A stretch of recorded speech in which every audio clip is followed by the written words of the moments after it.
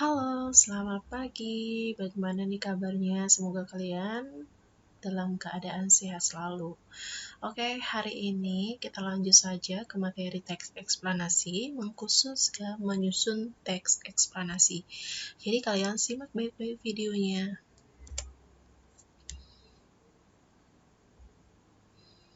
Nah, di dalam menyusun teks eksplanasi, tentu saja ada produksi teks eksplanasi. Nah, itu adalah pola pengembangan dalam teks eksplanasi.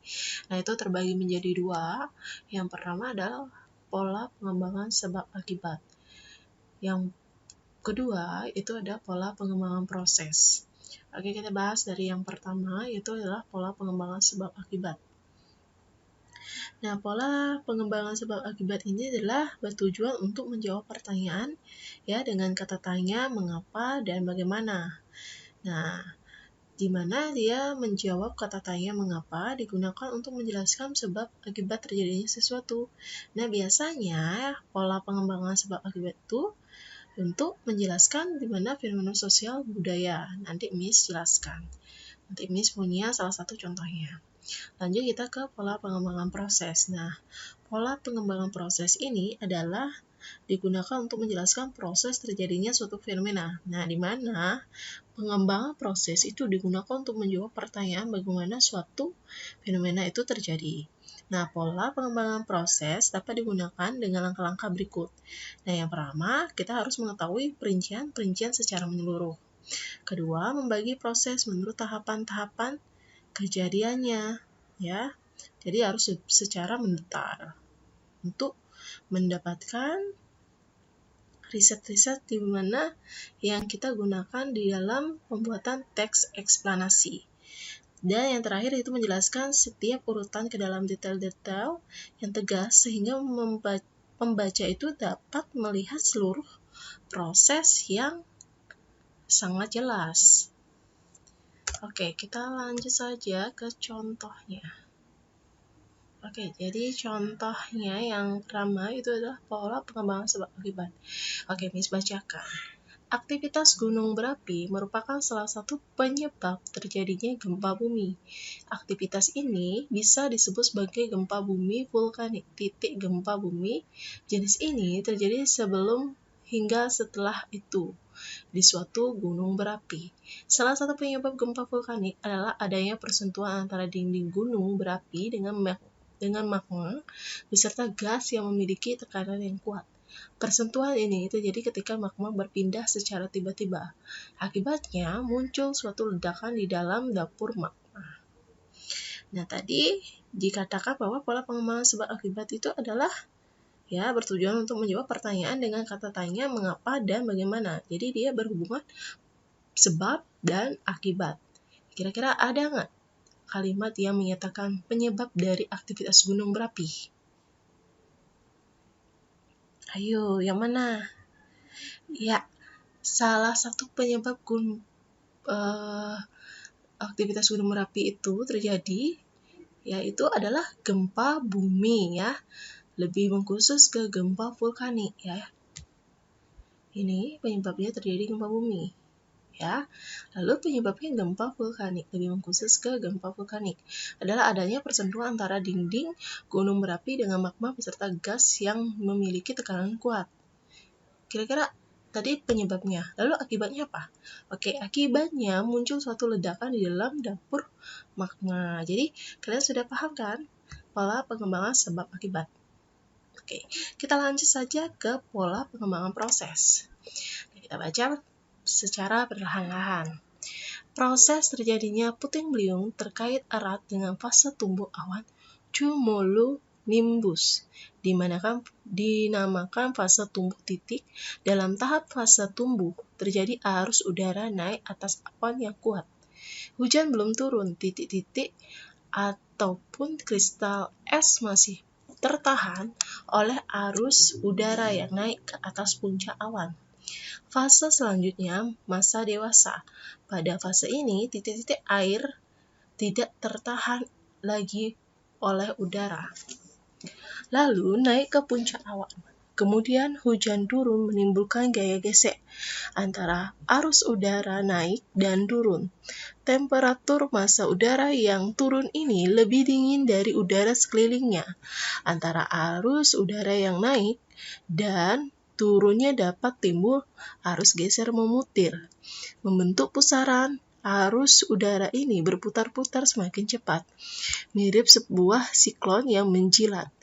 Bumi sebagai angin puting beliung, hujan deras yang membentuk pancaran air. Fase terakhir dinamakan fase punah. Pada fase ini tidak ada massa udara naik. Massa udara yang turun meluas di seluruh awalnya dikondensasi berhenti. Udara yang turun melemah hingga berakhirnya pertumbuhan awan cumulonimbus. Oke. Kira-kira apakah ada pengembangan proses? Oke, kita ulas kembali. Jadi pola pengembangan proses itu adalah digunakan untuk menjawab pertanyaan bagaimana suatu fenomena itu terjadi. Jadi dia bersifat proses. Oke, tadi kita membahas di mana tumbuhnya awan cumulonimbus ya, di mana dia menggunakan berapa proses ya. Proses tadi kan prosesnya itu di mana fase mana dia ya. Oke, kita lihat dulu. Jadi kalau nggak salah ada fase dewasa ya. Di mana dia? Proses terjadinya puting beliung terkait erat dengan fase tumbuh awan cumulonimbus, di mana fase tumbuh ini di titik tahap fase tumbuh ya, ke fase tumbuh. Oke. Langsung ke fase masa dewasa. Nah, habis itu ke fase yang terakhir itu ada fase punah. Jadi dia di dalam proses puting beliung itu ada 3 tahap fase. Fase tumbuh, fase dewasa, dan fase punah. Oke? Jadi kalian dapat memahami di mana pola sebab akibat dan pola pengembangan proses. Oke, kita lanjut ke langkah-langkah penulisan teks eksplanasi. Nah, yang pertama kita harus menentukan topik atau tema. Nah, ini wajib sekali di dalam pembuatan teks ya. Jadi, kita harus menentukan di mana topik itu harus menarik ya. Topik itu sesuai dengan bidang studi penulis yang nanti kita akan angkat teks tersebut.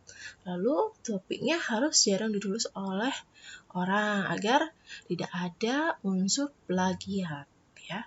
Dalam pembuatan sebuah teks itu tidak boleh adanya teks yang berupa tiruan atau plagiat. Oke, dimana topik yang harus dipilih itu agar menarik ya, berdasarkan fenomena yang sedang hangat-hangatnya ya, atau sedang viral-viralnya ya. Salah satu contohnya mungkin mungkin ya fenomena alam, misalnya hujan es di Indonesia kan, itu sempat terjadi di mana dulu ya, di Sanur itu pernah ada hujan es. Atau mungkin di daerah lain mungkin agak kurang tahu. Jadi di mana kita harus sebagai penulis itu bisa memilih topik yang mengenai proses dan penyebab hujan es itu. Oke. Nah, kita lanjut ke menentukan tujuan penulis ya, dimana tujuan penulis ini merupakan titik tolak ya seluruh kegiatan menulis. Jadi rumusan tujuan penulis itu adalah suatu gambaran di mana penulis dalam melakukan kegiatan menulis selanjutnya. Jadi kita menentukan tujuan penulisan, akan diketahui isi yang harus dilakukan di tahap berikutnya. Oke, kita lanjut ke mengumpulkan data dari berbagai sumber. Nah, ini data yang berasal dari bahan yang dikumpulkan untuk mengkaji sebuah topik tulisan. Jadi data yang digunakan harus dipersempit lagi ya, tidak boleh diperluas. Kalau meluas nanti semakin panjang teksnya. Jadi kita harus poin-poinnya saja dulu ambil. Oke. Jadi untuk mendapatkan sumber data itu kita bisa memperoleh referensi dari buku, ya, dari majalah, dari mungkin yang lebih bagus lagi itu hasil wawancara dari narasumber yang berkaitan sesuai dengan bidangnya. Lalu jurnal ilmiah mungkin ya. Ingat, kalau penulisan jurnal ilmiah, kalian mengutip di jurnal ilmiah, kalian harus memberikan ya kutipan, mencantumkan kutipannya di mana. Atau boleh juga situs-situs internet. Ini juga ya, masukkan mau wawancara, mau jurnal ilmiah, atau situs-situs internet, kalian harus mencantumkan kutipannya. Oke, kita lanjut ke menyusun kerangka. Nah, di mana kerangka teks ini terdiri atas pendahuluan, ya, umumnya pendahuluan, lalu isi dan penutup. Jadi dikembangkan menjadi suatu kerangka yang lebih detail. Jadi kerangka pada teks eksplanasi harus struktur teks eksplanasi. Ya, harus meliputi pernyataan umum secara pendahuluannya, penjelasan proses atau deretan penjelasnya sebagai isi dan penutup. Penutup dalam teks eksplanasi dapat berupa kesimpulan atau pernyataan atau interpretasi. Oke, udah paham ya? Oke, yang terakhir, kita mengembangkan, terakhir itu ada mengembangkan kerangka menjadi karangan eksplanasi. Nah, ini adalah proses pengembangan kerangka menjadi teks eksplanasi yang tergantung pada tingkat pemahaman penulis terhadap materi yang ditulis. Jadi pengembangan kerangka menjadi suatu karangan harus sistematis dan sesuai dengan alur pengembangan. Ya, harus disusun secara teliti, detail, dan cermat. Nah, semakin sistematis, logis, relevan pada tema yang akan ditentukan, ya, semakin berbobot pula tulisan dari karangan eksplanasi yang nanti kalian hasilkan. Oke, paham? Dari pola pengembangan, ya, ada pola pengembangan sebab akibat, ada pola pengembangan ya proses. Habis itu kita belajar langkah-langkah penulisan teks eksplanasi. Itu ada menentukan topik, ya, tema, menentukan tujuan penulisan, mengumpulkan data dari berbagai sumber, menyusun kerangka, ya, dan yang terakhir itu mengembangkan kerangka yang menjadi karangan eksplanasi.